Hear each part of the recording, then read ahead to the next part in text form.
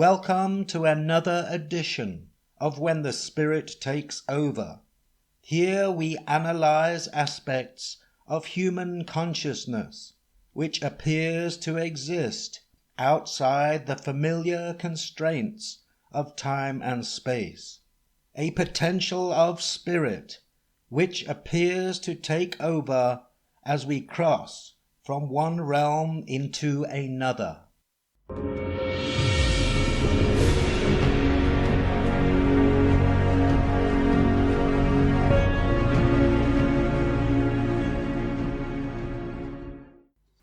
As a person's life draws to a close, there may be certain tasks which, although seem unimportant to most of the living, could, for a variety of reasons, be a necessary part of the dying process, helping the individual move over to the next realm without hindrance. The transition between soul and spirit consciousness for most people is an undiluted crossover, where a person's awareness moves from the body-soul into spirit awareness, breaking the connection as they leave the soul-body behind. However, for some, the conscious crossover is not altogether black and white, consisting instead of moments of integration, where the soul body takes on some of the paranormal characteristics of the spirit, as though the spirit is purposely interfacing with the physical realm in order to initiate and perform certain tasks required to complete the soul's purpose for this incarnation. Some of these interactions, although rare, have been witnessed and documented by close friends and family of dying people. In some cases, where a person has died unexpectedly, friends and family members have reported strange and unusual behavior by the deceased days or even months prior to their unexpected death. Many people working with the dying in care homes and hospitals have witnessed what is referred to as terminal lucidity, a condition where a person experiences increased mental clarity and alertness during the dying process, lasting minutes, hours, or even days prior to death. This could very well be a point in someone's life when the spirit takes over. Throughout our lives, most of us will experience some degree of interaction with our spiritual consciousness, whether it be the occasional gut feeling, guidance from our own spirit, help from a guardian spirit, or even heightened awareness during times of terminal lucidity when the veil between this world and the next narrows. There are many different opinions and interpretations as to what the soul and spirit are, with many people confusing the two terms, often interchanging one with the other. To keep it simple and easy to understand, the difference can be viewed as two aspects of our consciousness, the soul being our physical, earth-bound conscious tether to universal consciousness or logos, while the spirit is our eternal consciousness which exists outside the physical constraints of time and space, experiencing the past, the present, and the future simultaneously. The soul has for millennia been associated with the sun or soul, which energizes and gives life to our soul perspective or focal awareness. When the sun appears on the horizon, most of us awake from our slumber back into focal awareness, rising from our beds to stand upon the earth with the soles of our feet. This soul aspect of consciousness is constrained by lineal time and the physical restrictions of the space we inhabit. The spirit, on the other hand, exists beyond the physical, and as such is part of a collective consciousness which has greater scope outside earthly constraints. This is our tether to the spirit realm, and through the subconscious we have the potential and ability to connect with it. In the ancient world of Gnosticism, many believed in a spiritual creator God who resides at the center of the universe or pleroma, and a material God or craftsman who fashioned the physical realm which we inhabit. According to the Gnostics, the demiurge was able to endow man only with the psyche, sensual soul. Only the true God could add the pneuma, or the rational soul. This is the feminine aspect of the spirit. The Greek term pneuma, often associated with the Holy Spirit of the New Testament. The Gnostics identified the demiurge with the Jehovah of the Hebrews. In philosophy, the term is used to denote a divine being which is the builder of the universe rather than its creator. Terminal lucidity, or a rally before death, usually occurs shortly before a person dies. It is noticeably pronounced in people with severe psychiatric or neurological disorders. Although only seen in a minority of patients, those with conditions such as advanced Alzheimer's, schizophrenia, Parkinson's disease, and tumors have been seen regaining mental clarity and memory for a short time before they die. Most of those who witness this event are confused as to what is taking place. The orthodox position within the mainstream medical profession assumes that human consciousness is the result of the physical construct of matter within the fabric of the brain. Furthermore, without such matter, any form of consciousness could not possibly exist. However, from a metaphysical perspective, the functioning arrangement of matter within the brain only acts as a receptive interface for consciousness to experience this physical reality.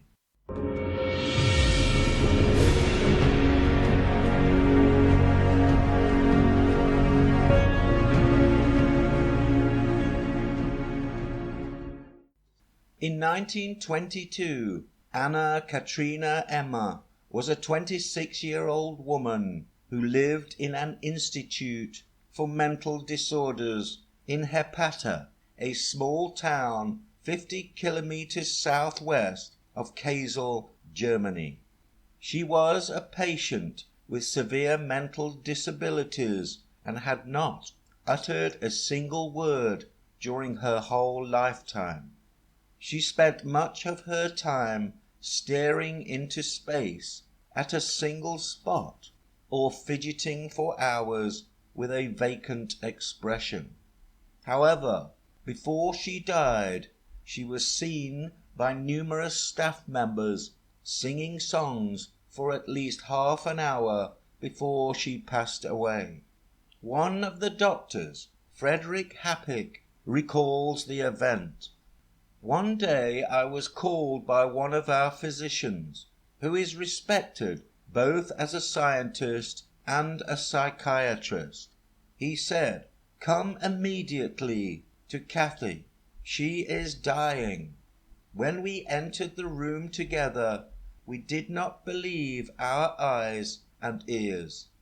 Kathy, who had never spoken a single word, being entirely mentally disabled from birth on, sang dying songs to herself.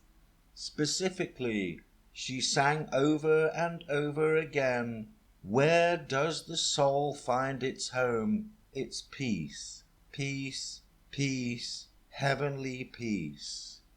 For half an hour she sang. Her face, up to then so stultified, was transfigured and spiritualized. Then she quietly passed away. Like myself and the nurse who had cared for her, the physician had tears in his eyes. We witnessed the dying of this girl with deepest emotions. Her death posed many questions to us. Obviously, Kathy had only superficially participated in all that happened in her surroundings. In reality, she had apparently internalized much of it. Because where did she know the text and the melody of this song from, if not from her surroundings? Moreover, she had comprehended the contents of this song and used it appropriately in the most critical hour of her life. This appeared like a miracle to us. Often in the last hours before death, all pathological obstructions fell away and revealed an inner life of such beauty that we could only stand in front of it, feeling shaken to the core. Frederick Hapick. When viewing this case from an orthodox medical position, it appears confusing. How is it possible for a dysfunctional brain to suddenly behave with purpose, perspective, and clarity, as though a racing car whose engine had previously blown a head gasket suddenly fires up on all cylinders to complete and win the race? But viewing it from a metaphysical position, it is easy to appreciate the subtle interaction between physical soul consciousness and eternal spirit consciousness, where during the changeover from life to death, a subtle blending of the two positions of consciousness can occur. Furthermore, when we consider that the eternal spirit consciousness exists without the flawed constraints placed upon it by this physical realm and the limited physical body, its unrestrained potential is far beyond our conceptual comprehension. This perfect unconstrained aspect of Cathy's consciousness momentarily integrated with her physical body, resulting in the unusual lucid clarity of her true personality. In 1822, there was a published case in which a young boy of 6 fell on a nail, penetrating his forehead. By the age of 17, he had developed mental problems together with frequent recurring headaches, leaving him in a state of melancholy, depression, pain, and memory loss. He blinked continuously while looking at the same object for hours. Eventually, when he began to vomit frequently, he was admitted to hospital. For 18 days he lay in the hospital bed, unable to even sit up. However, on the 19th day he got out of bed, full of energy and enthusiasm, claiming to be free from pain and all sickness, with a desire and expectation of leaving the hospital the very next day to go home. 15 minutes after the attending physician had left him, he fell unconscious, only to die a few minutes later. At his autopsy, 2 pus-filled tissue bags the size of hen's eggs were found in the front part of his brain. A number of years ago, an 81-year-old Icelandic lady developed Alzheimer's disease, which left her demented during the final years of her life. Her family would take it in turns, visiting her in the retirement home where she stayed, although she had not been able to recognize any of them for at least a year prior to her death. One afternoon she sat up in bed and looked directly into the eyes of her son, who was working on a crossword puzzle at the end of her bed. "I'm going to recite a verse to you," she said, clearly and loudly. "O Father of light, be adored. Life and health you gave to me, my father and my mother. Now I sit up, for the sun is shining. You send your light into me. O God, how good you are." After delivering the verse, she lay back on her pillow and reverted back into the non-responsive state to which she was in before, a state which she stayed in until she died a few weeks later. Her son, thinking the verse was one of his mother's poems, was surprised to find out it was actually a psalm written by a famous Icelandic poet. The concept of spiritual consciousness interfacing with the physical soul awareness during the final moments of one's life is simple enough to accept as a plausible explanation. However, the influence or interaction with spiritual consciousness months prior to an unexpected death places the paranormal aspect of this phenomena at another level. Some people believe that this world and our physical earthly experience is all part of a greater mechanism of overall conscious development, and that our years here on earth as individuals have purpose on many metaphysical levels. Consequently, times may arise when one's spiritual side of consciousness deems it necessary to intervene within this physical plane in an attempt to alter or influence the direction and course of a person's life. Strange is our situation here on earth. Each of us comes for a short visit, not knowing why, yet sometimes seeming to divine a purpose. Albert Einstein. Each of us was born to fulfill a divine purpose. As we open our hearts and minds to a new way of being, the purpose of our lives unfolds organically. Ianla Vanzant. You are here on earth for a divine purpose. It is not to be endlessly entertained or to be constantly in full pursuit of pleasure. You are here to be tried, to prove yourself so that you can receive the additional blessings God has for you. Some blessings will be delivered in this life, others will come beyond the veil. The Lord is intent on your personal growth and development. That progress is accelerated when you willingly allow Him to lead you through every growth experience you encounter, whether initially it be to your individual liking or not. Richard G. Scott. Sometimes things aren't very clear, that's all.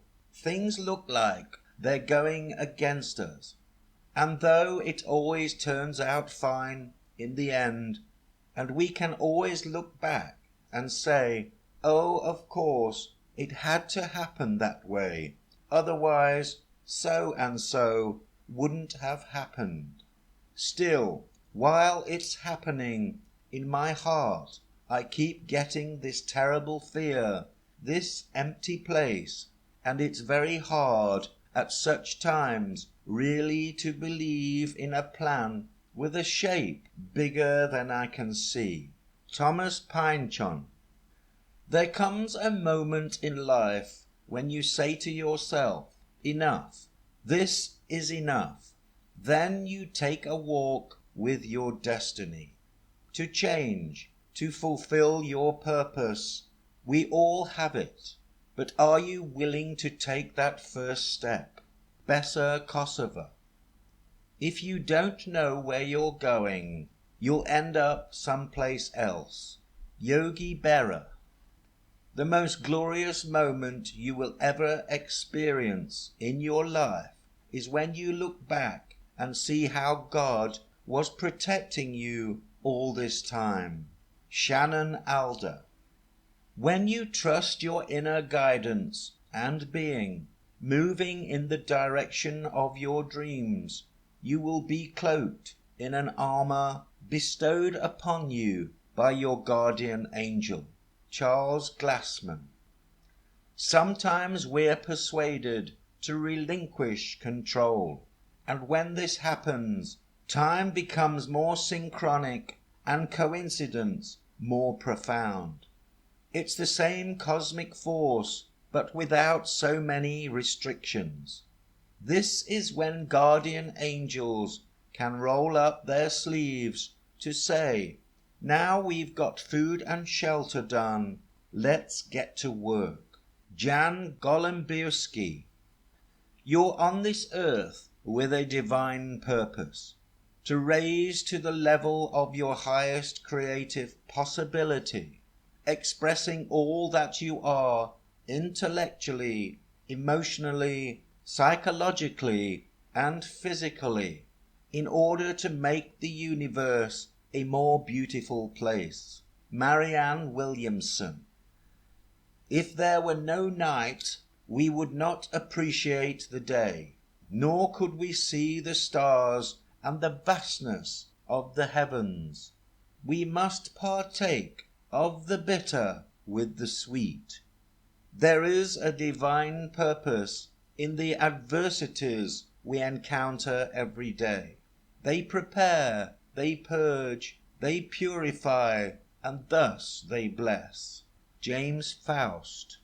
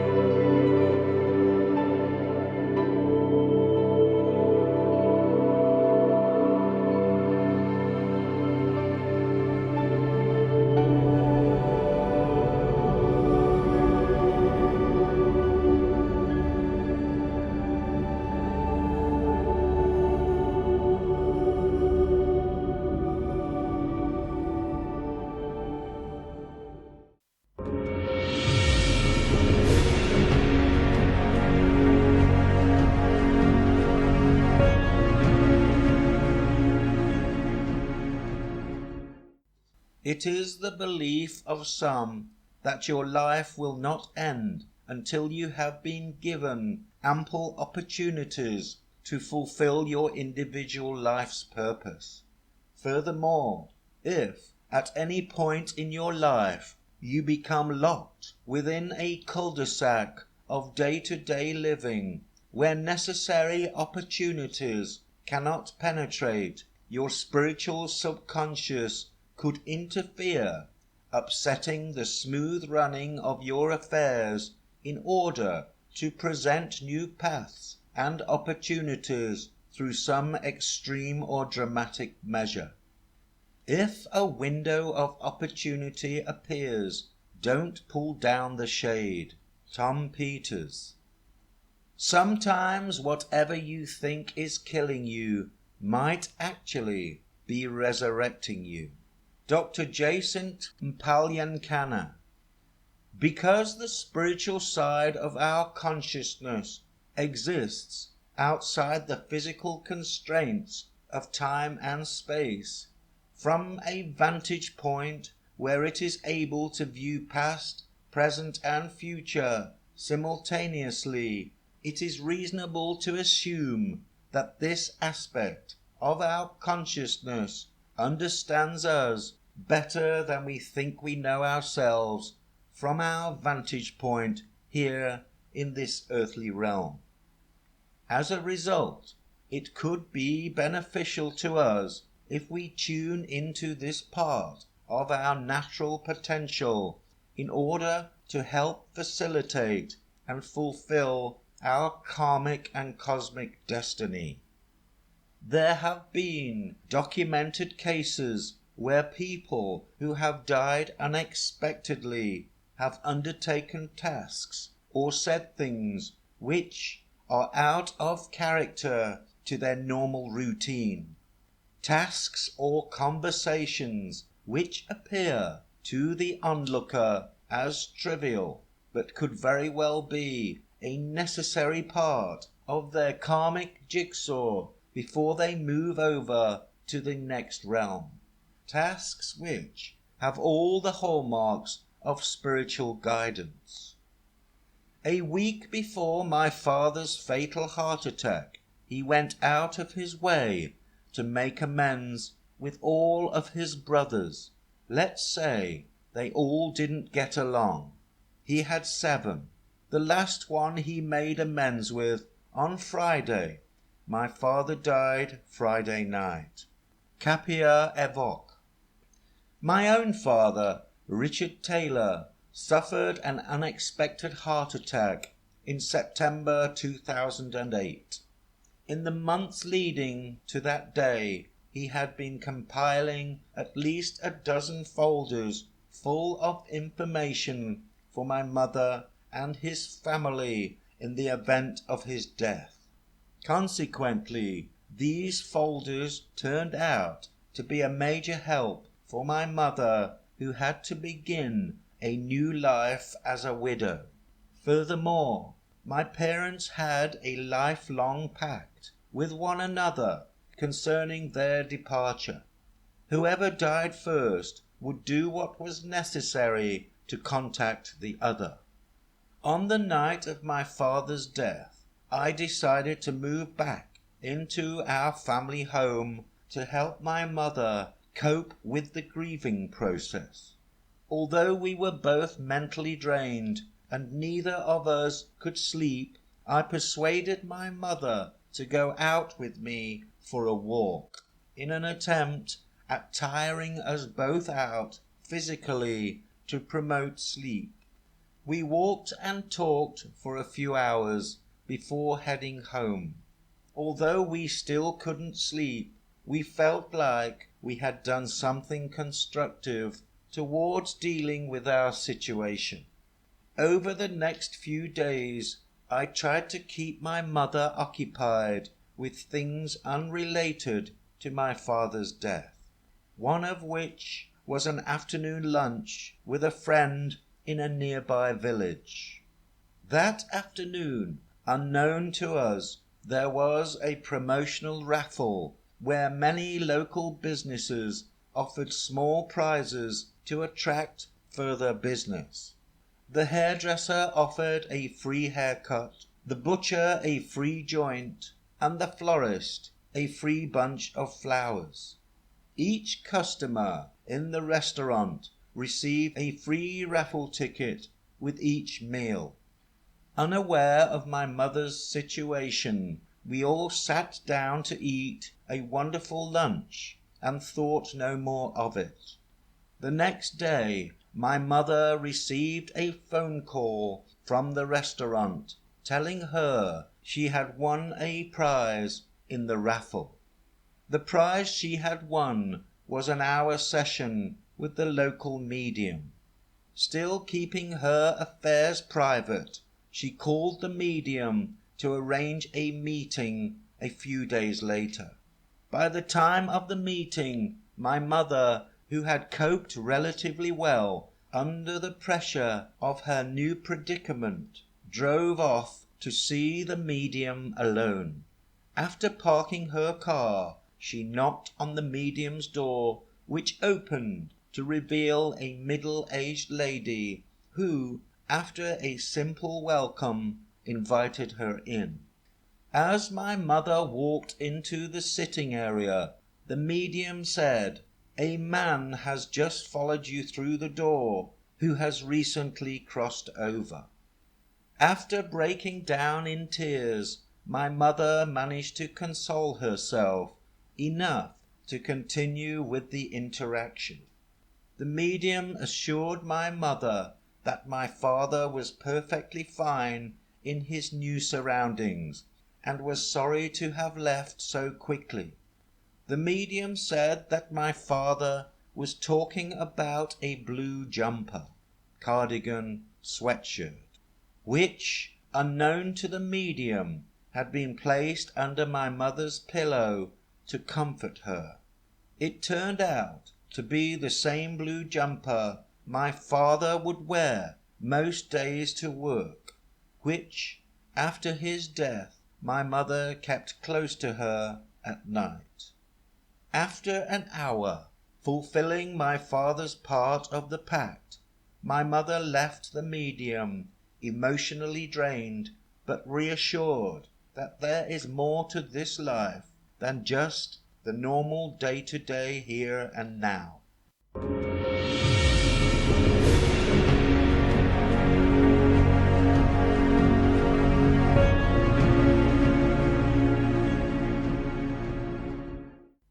The spirit realm and our attachment to it can interact with this physical realm in many ways. It all depends upon how receptive an individual is who requires guidance or a helping hand. We all possess varying degrees of sensitivity within our five senses, allowing us to interface with this alternative consciousness. Some people see spirits, some hear them, and some feel them.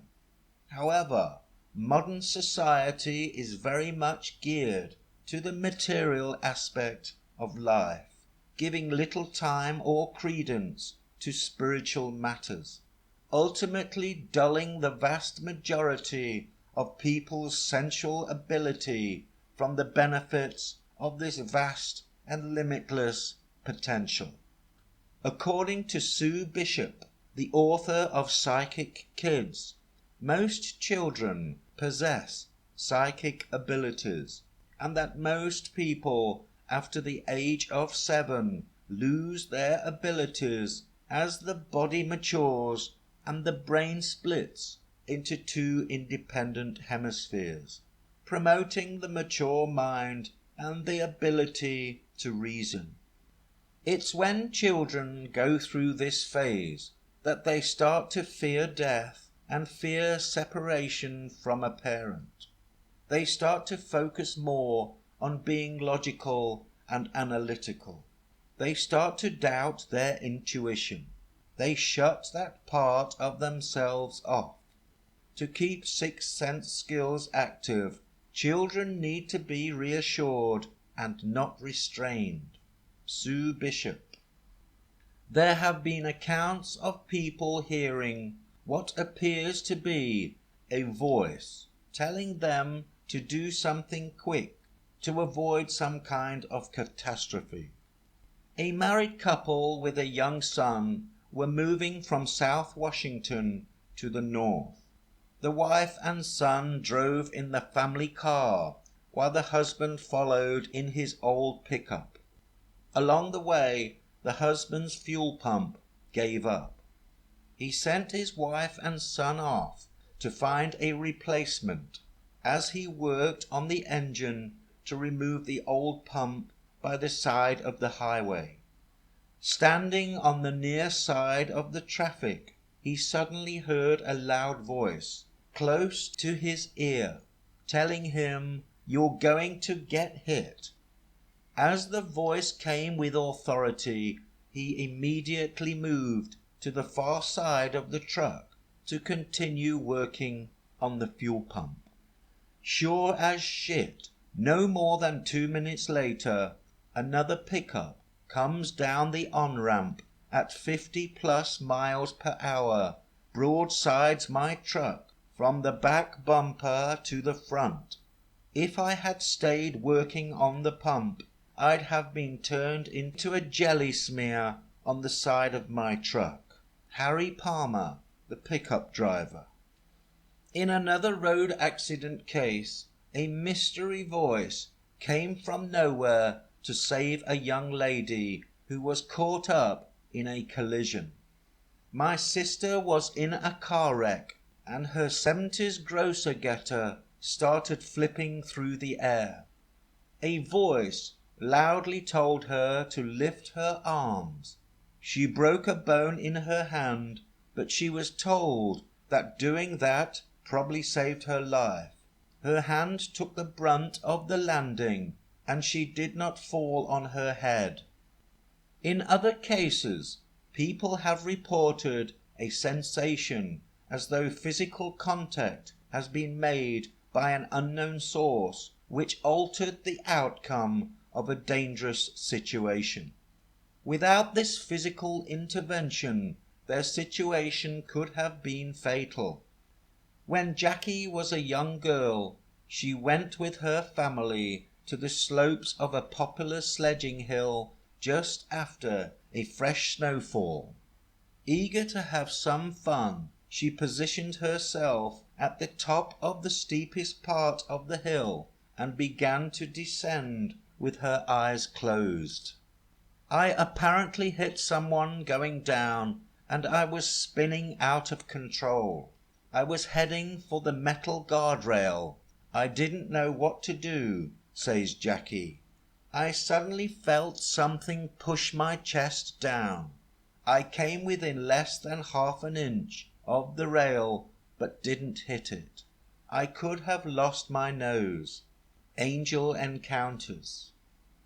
Many years ago, a young female rock climber was attempting to climb up a shale rock face somewhere in the United States. When she was almost 2/3 the way up, her left handhold broke free at the same moment she was reaching for her right handhold. At this point, everything appeared to be in slow motion, as she could feel herself beginning to fall away from the entire rock face. I started to fall backwards, and everything got real slow. I knew I was going to die, or at best be crippled. At this point, she felt what seemed like a hand pressing against her shoulder blades, pushing her once more against the rock face to safety. I took a moment to steady myself. I was pretty shaken up, and then I climbed down to safety.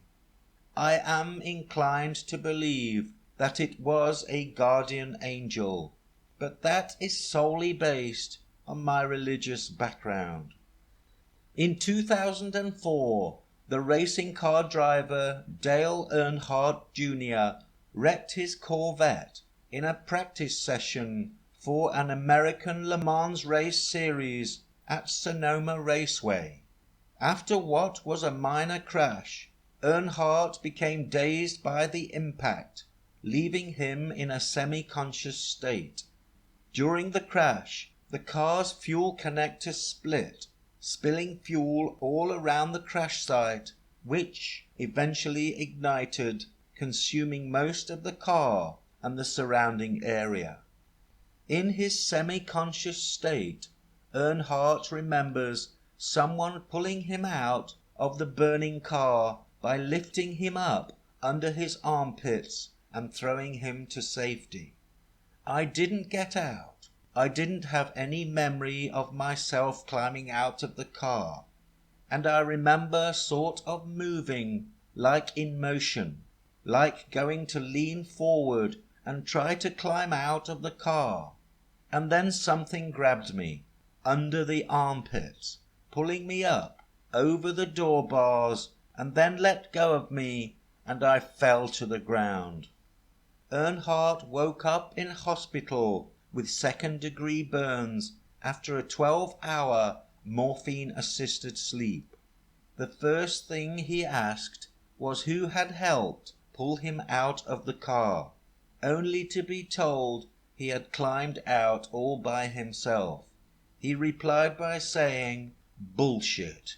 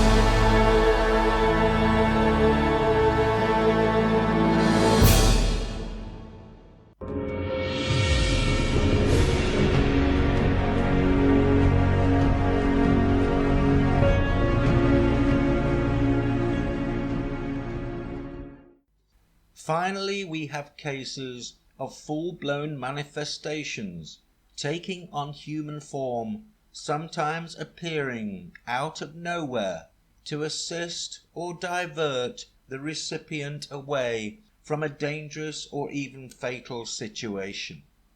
In 1980, a single mother named Deb, living in Bernardino County, California, had just collected her 2 children from her parents' home 30 miles away. It was around 11:30 p.m. and the traffic on the roads began to dwindle. Her old car had a faulty fuel gauge, which left Deb guessing as to how much gas she had left in the tank. Halfway home, the car began to falter as it ran out of fuel. I pulled off the first off-ramp I could see, and it just happened to be one that was slightly uphill, almost at the top of the exit. My car died, and there was absolutely nothing around except empty fields and distant lights at a truck stop about a quarter of a mile down the road. With no cars in sight, Deb was at a loose end. These were the days before mobile phones, and the idea of carrying two small children miles in the dark was not a viable option. I put my head on the steering wheel while saying a short and panicked prayer, she says. I hadn't even finished when I heard a few taps on my window. When Deb looked up, she saw a young, cleanly dressed and well-groomed man standing by her car. She recalled being extremely calm under the circumstances which would have normally made her terrified. The man told her to put the car in neutral and he would help her over the small hill towards a place where she could find fuel. I thanked him and followed his instructions. The car started moving. I steered it towards the lights of the truck stop and turned around to yell thank you again to him. He was so nice. My car kept moving, but the young man was nowhere in sight. I mean, this area was completely remote. There was absolutely nowhere he could have gone that quickly. Even if there was somewhere to go, I don't even know where he came from to begin with. Deb's car rolled all the way down the hill, finally resting at the truck stop, where she was able to refuel and drive her children home to safety. During times of war, emotions and adrenaline run rampant, heightening the senses of those involved. Many accounts of paranormal activity and spiritual interventions have been documented. Accounts where soldiers have been saved by what some regard as guardian spirits or dead comrades. In one account, a Canadian corporal by the name of William Bird recalls one night in 1917, just after the Battle of Vimy Ridge. He was sharing shelter with two other soldiers under a tarp near the front line, all of whom were getting some much needed sleep. Before dawn, warm hands shook him. Wiping away sleep, he looked with amazement at his brother Steve, who had been reported missing in action in 1915. Steve led him through some ruins when he suddenly rounded a corner and disappeared. Corporal Bird, still tired, settled down in his new location to grab more needed sleep, putting the sighting of his brother down to a hallucination brought on by his tiredness. In the morning, he was stunned to learn about the two comrades who he previously shared a shelter with. Just before dawn, they suffered a direct hit from a shell which dismembered them both beyond all recognition. In another story, a Canadian soldier saw an apparition of his mother standing 20 yards from where he was carrying ammunition. As he scrambled towards the place where his mother appeared, he narrowly missed a direct hit from a German shell. One night while carrying bombs, I had occasion to take cover when about 20 yards off I saw you looking towards me as plain as life. Dumbstruck, he crawled nearly to the place where your vision appeared, as a German shell slammed into the place he had just left behind. Had it not been for you, I certainly would have been reported missing, the soldier wrote. You'll turn up again, won't you, mother, next time a shell is coming. Although the soul consciousness takes precedence here in the physical realm during times of extreme trauma, it may be possible that the spirit consciousness takes over, detaching the individual's physical conscious perspective from a gruesome, even painful experience. In the early 1970s, Mike, the eldest son of Jasper Swain, died in an automobile accident in KwaZulu-Natal, South Africa. Mike, who was only 18 at the time, was travelling with Heather, the 11-year-old daughter of a family friend. In the accident, they were thought to have been killed instantly. After the funeral, Jasper went to see Mrs. Nina Merrington, a medium who was asked to make contact with Mike's spirit. After Nina passed into trance, Jasper was startled to hear her speaking with Mike's voice, addressing him as Chud, a name that only his dead son had ever used. When questioned about the accident, Mike said he would allow Nina to relive the accident by placing her in the driving seat. It is a terribly hot day, and I am driving along a very crowded road. There is a little girl beside me. Her name is Heather. She is chatting to me about her mum and dad, who are in the car ahead of us. I can see their car, approximately 50 yards away. It is grey in colour. It looks like a Rambler. It is noon, and there is a mass of holiday traffic passing us in both directions. Now I see a black car coming towards us. As it approaches us, I see this other car coming behind it. I can see this other car clearly because it is in the middle of the road, trying to pass the black car. The sun was glaring off the windscreen of the black car, which dazzled Mike and Heather's view as they approached. All of a sudden, the radiant glare changed from silver to gold as Mike and Heather felt themselves being lifted up in the air through the top of the car and out above the road.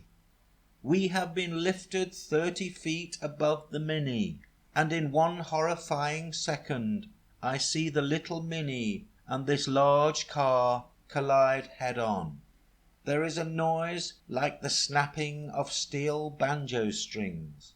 The little Mini bounces right off the highway, right over onto the gravel verge.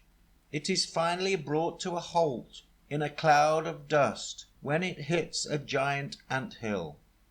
As Mike and Heather looked down on the Mini, still holding each other's hands, they saw their crippled bodies and realized they were now dead.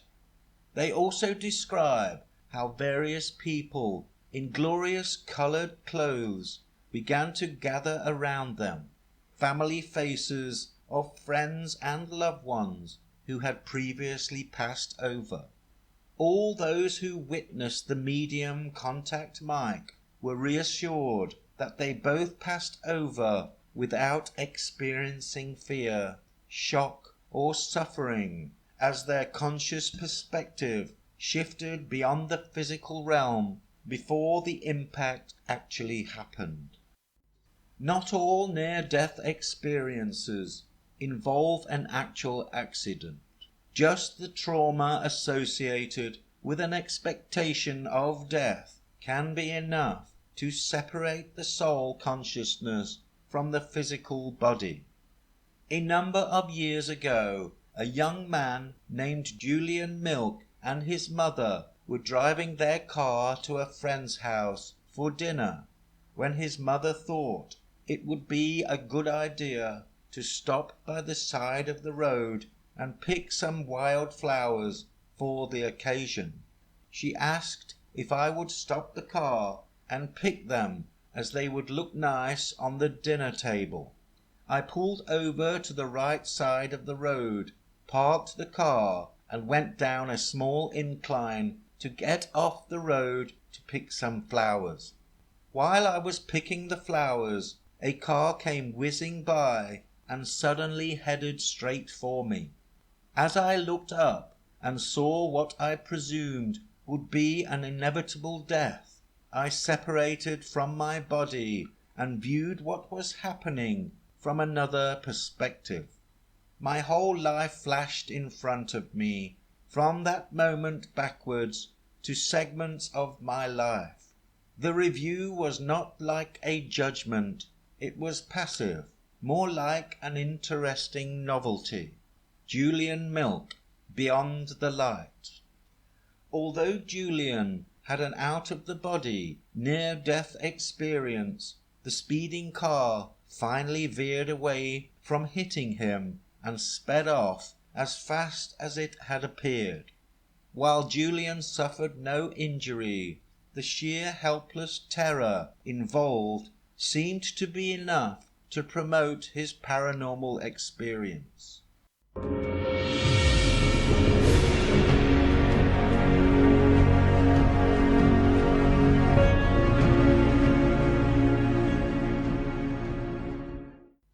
The word angel comes from the Greek word angelos, which is derived from the Hebrew word malaka, meaning the one who is sent or the messenger. These angels are sent to occasionally guide us through various means towards pathways in life which help us fulfill our karmic goals. Early deaths are sometimes viewed as the completion of a karmic cycle or even a leap up onto another karmic level. It is also thought in some spiritual circles that people who pass away early in life often become spirit guides for the living. Due to the spiritual aspect of our consciousness being outside the constraints of time and space, it has the ability to observe past, present, and future events simultaneously, while at the same time interacting with other spiritual entities in a form of collective. As a result, this spiritual realm is fully aware of all aspects of our earthly bound soul consciousness, even better than we know ourselves. Consequently, when we meet another person who we have an immediate affinity or connection with, could well be because we already know them on a spiritual level. These relationships are sometimes referred to as soulmates, unions which may have come together from some form of paranormal or spiritual intervention. Therefore, any person who neglects their spiritual side of consciousness, focusing entirely on their soul perspective and material matters, will limit their overall potential within this earthly experience. Some people have great difficulty finding a soulmate. This could be because their lives are ordered in such a way as to leave no entry point for the soulmate to connect. Only when their rigid routine is broken and their pursuit of unnecessary objectives is diverted may the opportunity present itself. Many people go through what some call a midlife crisis.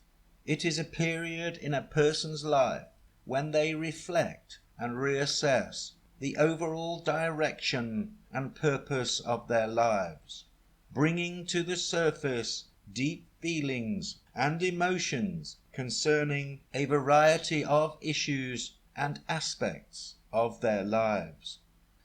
When using the zodiac as a benchmark for an average life of 72 years, we can see that around the age of 36, a person enters the sign of Libra, the sign of the balancing scales.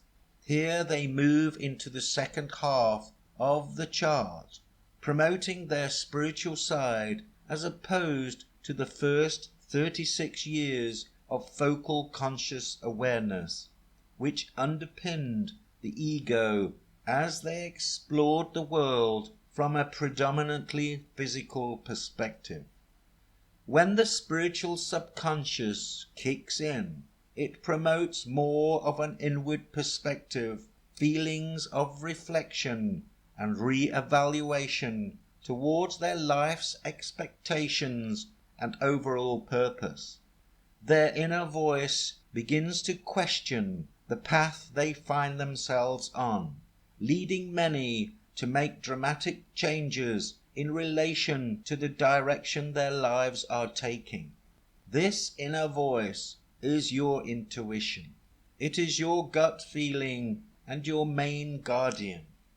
During this time, the individual may find that their subconscious purposely propels them into undertaking illogical or out-of-character scenarios, sometimes resulting in life-changing consequences. Some people believe that this world and our physical earthly experience is part of a greater mechanism of conscious development, and that our years on this earth have purpose on many metaphysical levels. Consequently, if your life requires a change of direction towards a deeper spiritual perspective, it can be interesting to see how the conscious universe will appear to conspire around you in such a way as to make your new path seem relatively easy. People, places, and situations will appear to unfold in a synchronized manner, giving your new path an attractive yet paranormal dimension. To realize one's destiny is a person's only real obligation. All things are one. When you want something, all the universe conspires in helping you achieve it. Paulo Coelho.